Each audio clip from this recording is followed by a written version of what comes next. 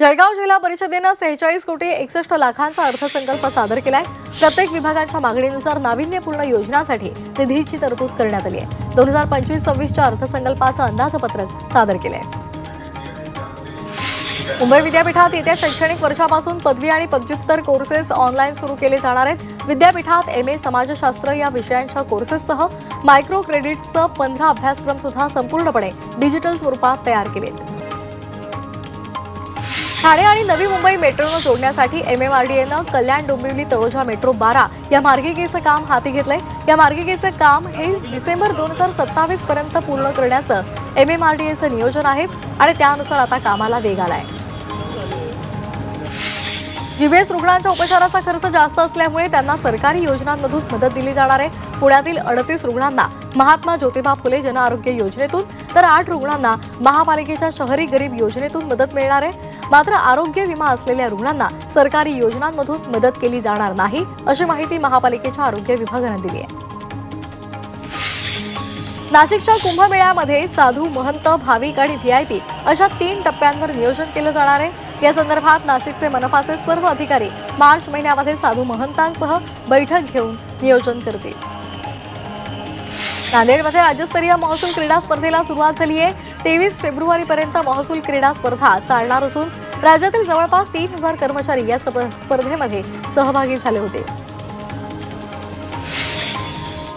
जळगावचे जिल्हाधिकारी आयुष प्रसाद यांची नाशिक विभागातून उत्कृष्ट जिल्हाधिकारी म्हणून निवड झाली आहे। महाराष्ट्र राज्य बाल हक्क संरक्षण आयोगाच्या 2024च्या बालस्नेही पुरस्कारासाठी त्यांची निवड झाली आहे। सोलापूर जिल्ह्यामध्ये यंदा चांगला पाऊस झाल्यामुळे नागरिकांच्या पाण्याच्या आणि जनावरांच्या चाऱ्याचा प्रश्न मिटलाय। आतापर्यंत सर्वत्र पाणीसाठा मुबलक असून जिल्ह्यातून एकही पाण्याच्या टँकरची मागणी समोर आलेली नाही। मात्र या ठिकाणी पाणी टंचाई भासेल त्या ठिकाणी टँकर दिला जाईल, अशी माहिती प्रशासनाने दिली आहे। गुजरातहून शिर्डीमध्ये आलेल्या भाविकांचे चोरीला गेलेलं लाखोंचं सोनं 2 महिन्यांनंतर परत मिळालेलं आहे। 2.5 तोळ्यांची सोन्याची चेन, त्याचबरोबर 15,000 रुपये किमतीचं स्मार्टवॉच सुद्धा परत मिळालंय। लाखोंचा ऐवज परत मिळाल्यामुळे साई भक्तांनी पोलिसांचे आभार मानलेत। सावंतवाडी एक्सप्रेस दिव्यामधून सोडली जात असल्यामुळे कोकणातील चाकरमान्यांना त्याचा फायदा होत नाही। त्यामुळे ही गाडी पूर्वीप्रमाणेच दादरमधूनच सोडावी, अशी मागणी शिवसेना उद्धव बाळासाहेब ठाकरे पक्षाने केली आहे। या संदर्भात 1 मार्च पूर्वी निर्णय न घेतल्यास रेल रोको आंदोलन करू, असा इशारा सुद्धा देण्यात आला आहे। पंढरपूरच्या नीरा उजवा कालवा कार्यालयासमोर 9 गावांमधील शेतकऱ्यांनी बेमुदत आंदोलन सुरू केले। नीरा उजवा कालव्यामधून रबी हंगामामधील दुसरं आवर्तन 25 फेब्रुवारीपासून मिळालेलं आहे। मिळावं यासाठी कालव्याच्या गेटवर सुरक्षा रक्षक नेमून सीसीटीव्ही कॅमेरे बसवण्यात यावेत, अशा मागण्यांसाठी शेतकऱ्यांनी हे आंदोलन सुरू केले। सोलापुरामध्ये बँकेच्या कर्मचाऱ्यांनी विविध मागण्यांसाठी आंदोलन केले। United forum of banking union संघटनेच्या वतीनं बँक कर्मचाऱ्यांनी हे आंदोलन केलं, निदर्शनं केली। बँक कर्मचाऱ्यांसाठी 5 दिवसांचा आठवडा करावा, तातडीनं नोकर भरती करावी, अशा विविध मागण्यांसाठी सोलापुरातील स्टेट बँक ऑफ इंडियाच्या कर्मचाऱ्यांनी जोरदार निदर्शनं केली। बंगालच्या खाडीमध्ये तयार झालेल्या प्रत्यावर्तीय वाऱ्यामुळे महाराष्ट्रामध्ये 23 आणि 24 फेब्रुवारीला ढगाळ वातावरण राहणार आहे।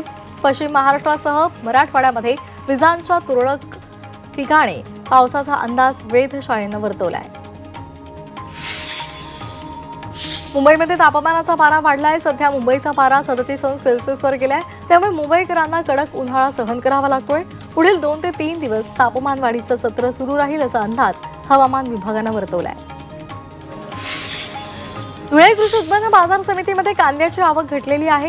कांद्याच्या भावात मोठी घसरण झाली आहे। कांद्याला 1500 ते 2200 पर्यंत भाव दिला जातोय। त्यामुळे शेतकरी आर्थिक संकटात सापडलेत।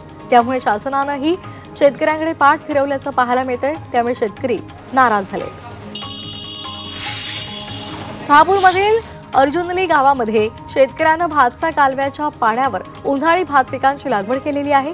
यामधून 1 एकरमधून 20 पोती भाताचं पीक मिळणार असल्याची शक्यता वर्तवली आहे। वाशिम जिल्ह्यामध्ये रबी हंगामामधील सूर्यफूल पिकाचा पेरा मोठ्या प्रमाणात घटलेला आहे। सूर्यफुलाचं दिवसेंदिवस उत्पादन कमी होत चाललंय। जिल्ह्यामध्ये पूर्वी मोठ्या प्रमाणात शेतकरी सूर्यफुलाचं उत्पादन घेत होते। मात्र शेतकरी हरभरा आणि चिया पिकांकडे वळल्यामुळे सूर्यफुलाचं क्षेत्र कमी झालंय।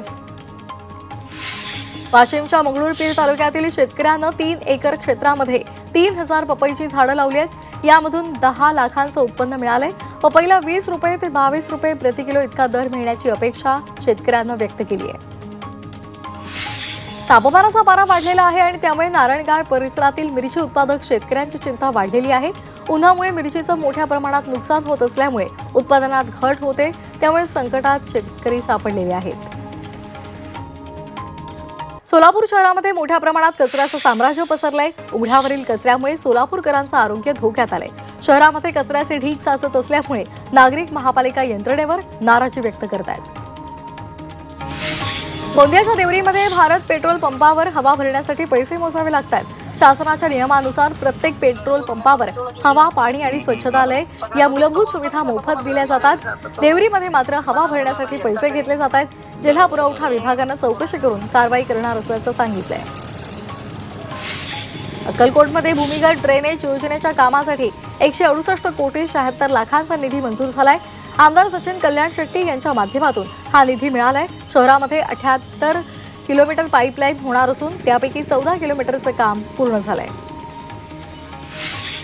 नाशिकमधील अनधिकृत बांधकामांवर मनपानं कारवाई सुरू केली आहे। पोलीस बंदोबस्तामध्ये बांधकामं तोडण्यात येत आहेत। त्या दरम्यान कोणतीही अनुचित घटना घडू नये यासाठी कडक पोलीस बंदोबस्त ठेवण्यात आलाय। राज्यामध्ये सर्वात मोठ्या अफूच्या शेतीवर पोलिसांनी धाड टाकली। बुलढाण्याच्या अंढेरा शिवारामध्ये ही कारवाई करण्यात आली आहे। या कारवाईमध्ये 15 क्विंटल 72 किलो अफू जप्त करण्यात आले। या पकडलेल्या अफूची किंमत 12 कोटी 60 लाखांच्या घरात आहे।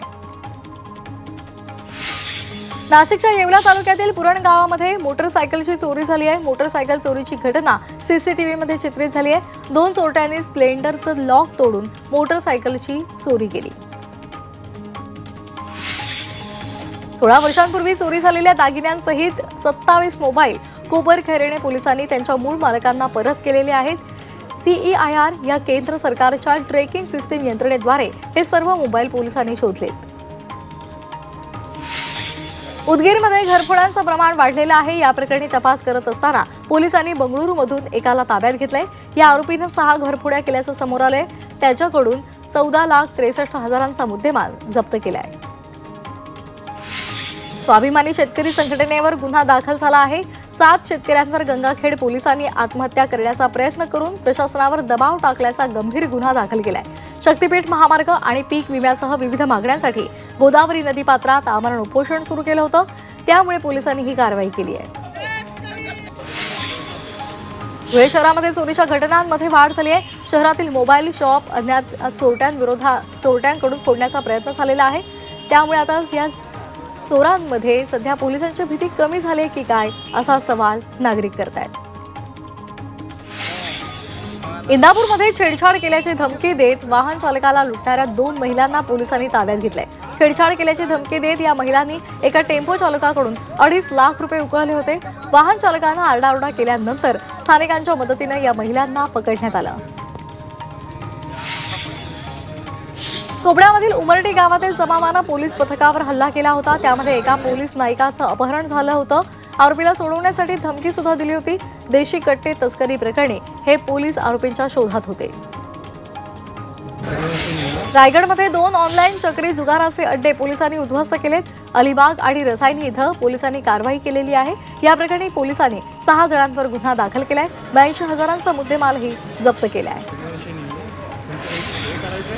भिवंडीमध्ये एटीएम कार्डची अदलाबदली करून फसवणूक केल्याप्रकरणी दोघांना अटक झाली आहे। त्यांच्याकडून वेगवेगळ्या बँकांचे 35 एटीएम कार्ड्स त्यासह रोख रक्कम पोलिसांनी जप्त केली आहे। या प्रकरणी आरोपींना 24 फेब्रुवारीपर्यंत पोलीस कोठडी सुनावण्यात आली आहे। भिवंडीमध्ये आरोपींना पकडण्यासाठी गेलेल्या पोलिसांवर जमावानं दगडफेक केली। या दगडफेकीमध्ये एक पोलीस जखमी झालेला आहे। पोलिसांच्या गाडीची तोडफोड करण्यात आली। शहरातील एका अल्पवयीन मुलीसह तिच्या आई वडिलांना मारहाण केल्याप्रकरणी पोलीस आरोपींचा शोध घेत आहेत।